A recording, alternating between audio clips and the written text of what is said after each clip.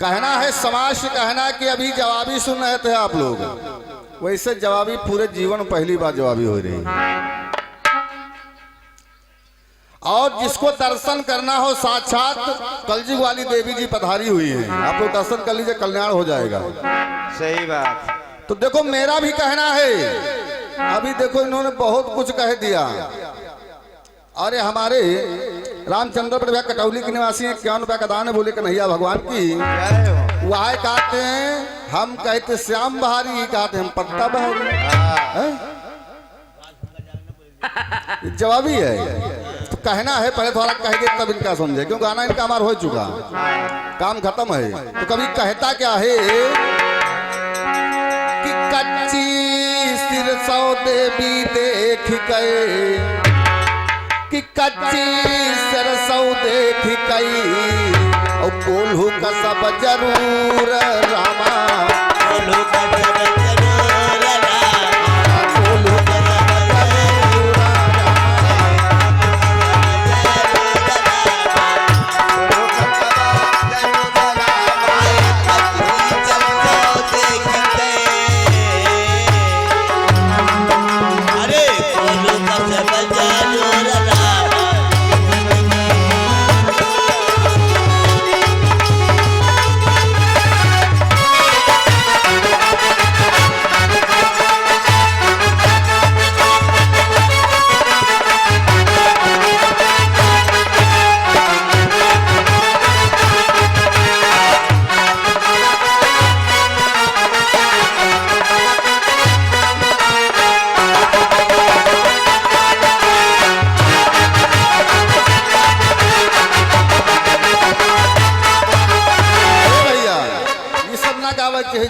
पर मजबूरी है कि कच्ची सरसों देख गए, कोल्हू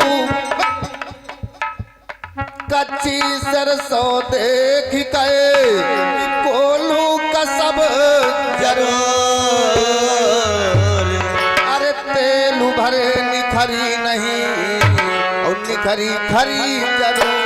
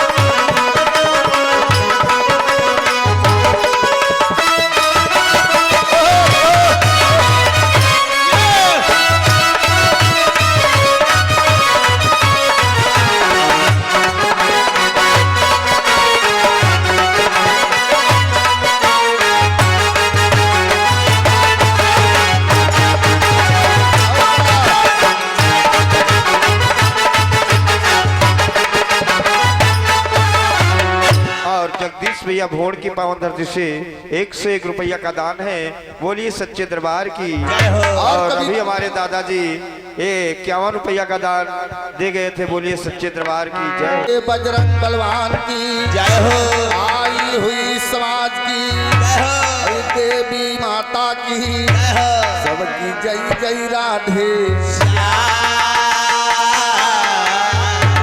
जवाबी का मतलब होता है जो पार्टी जहाँ से गीत छोड़े वहां से गीत उठाने से, बवाल गाने से काम नहीं चलेगा। कि इनका हम लोग मूर्ख दिखाई पड़े थे, हार आयु भार पन्ना पढ़ना हो तुम्हारे पास यहाँ से घर तक, और याके बेग लेके भी आए नहीं। अब तुमका गाना हमका वो न दे भाई, जब तक आप प्रमाण नहीं दिखाएंगे। मैं प्रमाण इसी जगह दिखाऊंगा। तो कभी कहता क्या है मास्टर, कहता क्या है, एक लाइन कहना उसके बाद प्रसंग है। तो कभी कहता क्या है मास्टर, क्या कि तुम्हारे दिया सकी ऐसी मेहरिया, ऐसी सरमर बांधे पागड़िया, मर्द बिचारे से चूल्ह पतु आवे, अपना जावे वो बाजरिया।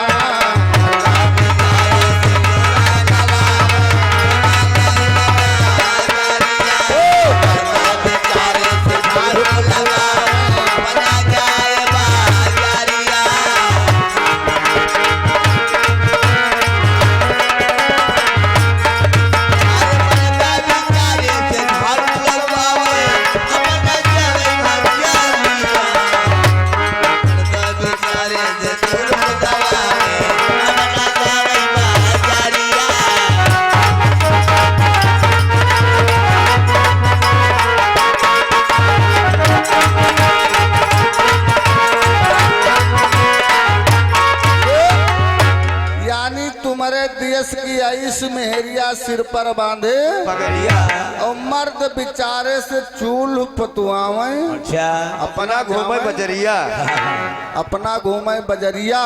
का? तो कभी इसमें कहता क्या है? अरे घर न मिल पाई दुवरवा न मिल पाई ना मिल पाई चौपानी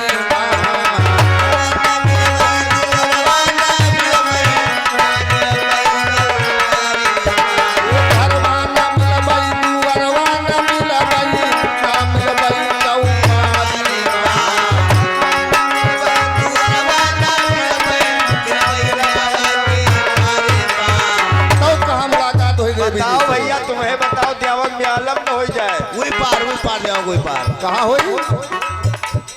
4 बजे रतिया माँ मिलबई पतर को सुतल रह बखरिहानी माँ। 4 बजे रतिया माँ मिलबई पतर को चली खरिहानी माँ। 4 बजे रतिया माँ मिलबई पतर को आए चली खरिहानी माँ।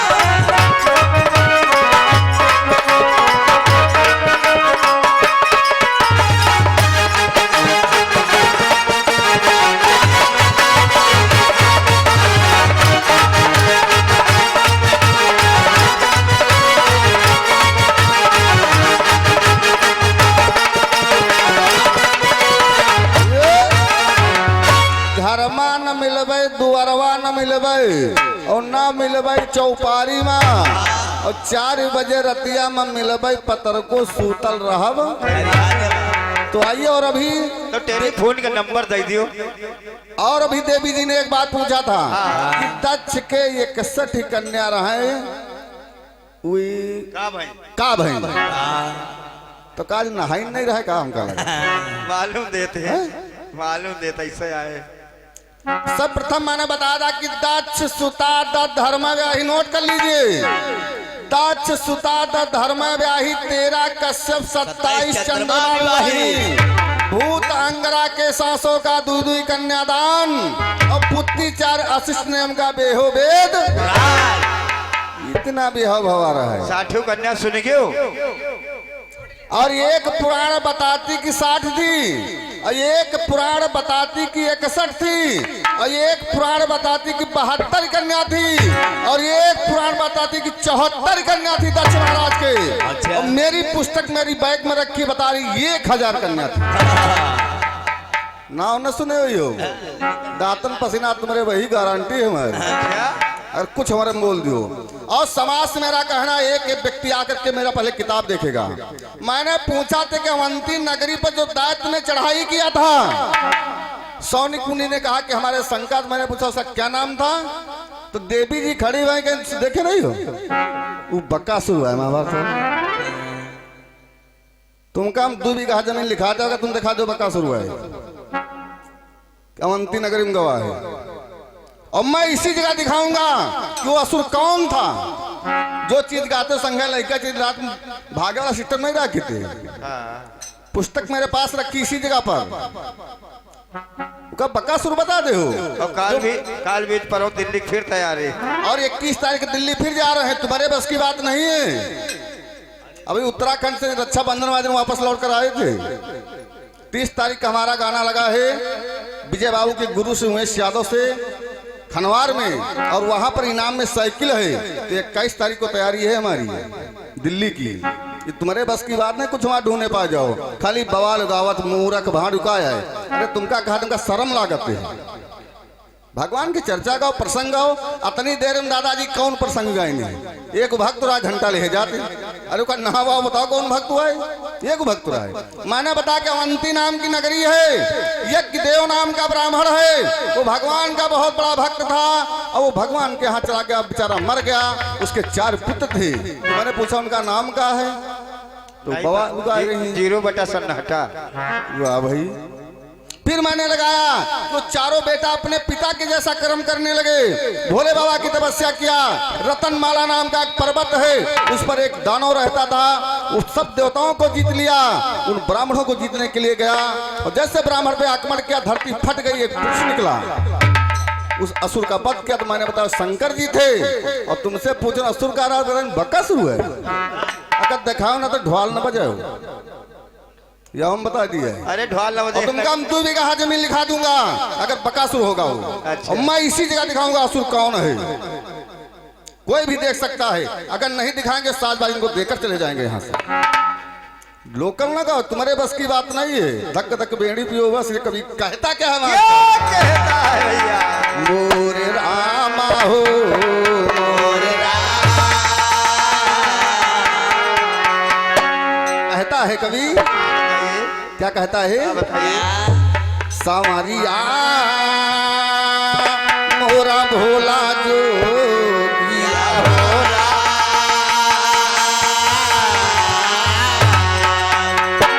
एक कथा यही भांति बढ़ी रामा,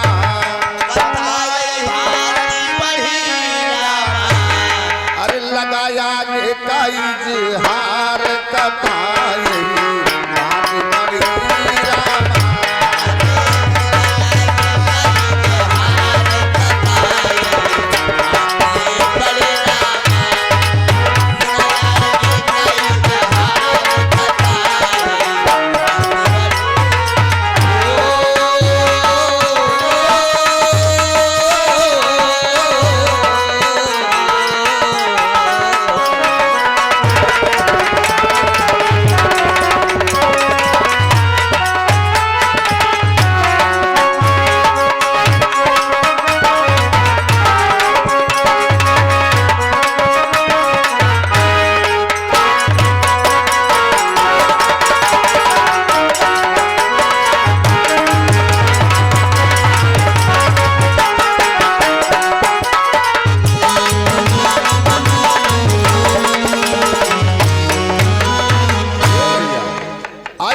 प्रसंग को आप लोग ध्यान दीजिए, तो बवाल नहीं गाते हैं। प्रसंग और समाज को कुछ जानकारी हो, क्योंकि वक्ता से श्रोता बड़े होते हैं। अब दुनिया पढ़ी लिखी है, बेवकूफ न बनाओ। नहीं मालूम है तो कदम का नहीं मालूम, सुहासरिया गाओ सारे, है ना। तो कभी कहता क्या है मास्टर कि सुमिरा पंच का रहन मनाई और सब भैयन सिरनाई कथाया गे कैगा कठवारे की मात चंद्रिका लजिया ले हो बच्चा,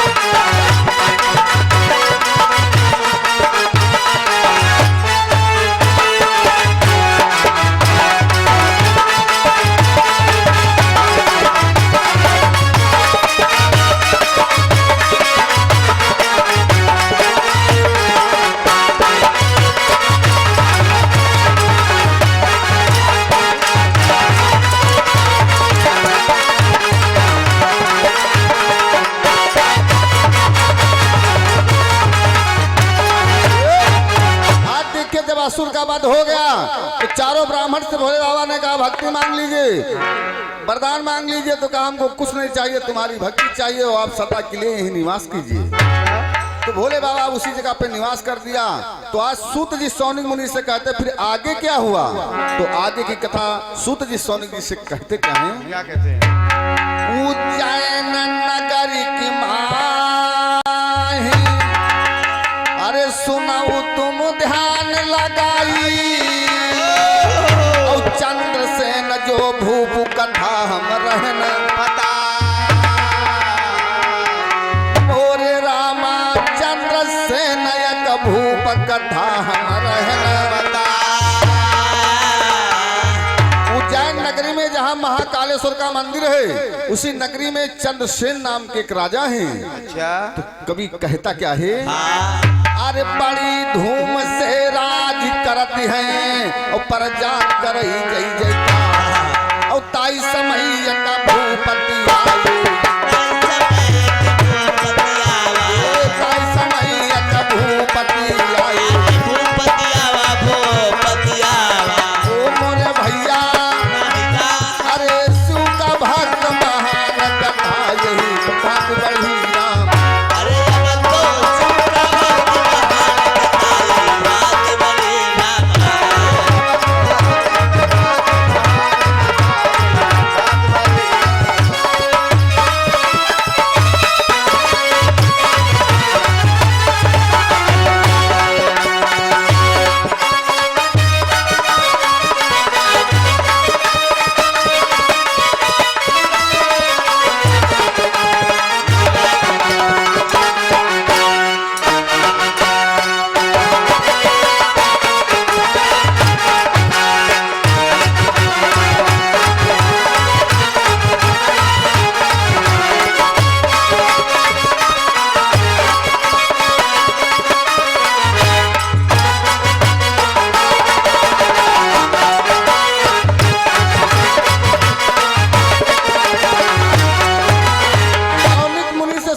कहते कि कथा आगे की सुनिए। उज्जैन नगरी में कि चंद्रसेन नाम के भूप राजा हुए और उस राजा की एक राजा से दोस्ती थी जो शिव का बहुत बड़ा मुख्य सेवक और भक्त था। एक दिन वही भक्त आकर के उज्जैन नगरी में चंद्रसेन राजा से मिलता है और जब मिलता है तो समय संकेत करती है चंद्रसेन को देता क्या है। दिया ये कैसी वास्तु अरे शिव का भक्त बताई और राजा पाई के वास्तु शंकर का ध्यान लगा। वही देख के जो सेवक यानी भगवान का भोले का मुख्य सेवक है वो चंद्रसेन राजा को एक चीज देता है दादाजी।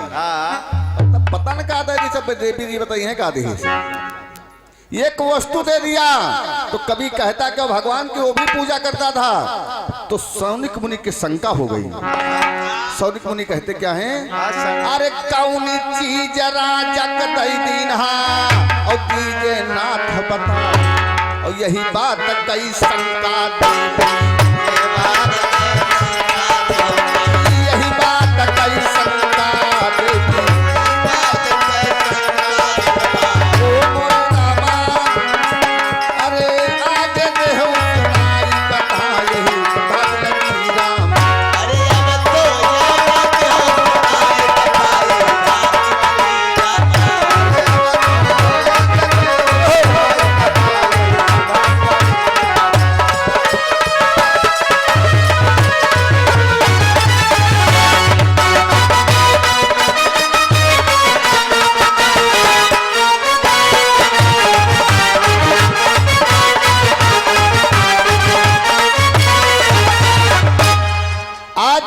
सौनिक मुनि सूर्य जी से कहा ये बताइए मुनिवर वो जो सेवक का भक्त था वो राजा का मित्र था चंद्रसेन को ऐसी कौन चीज दे दिया इसी बात की हमारे शंका है।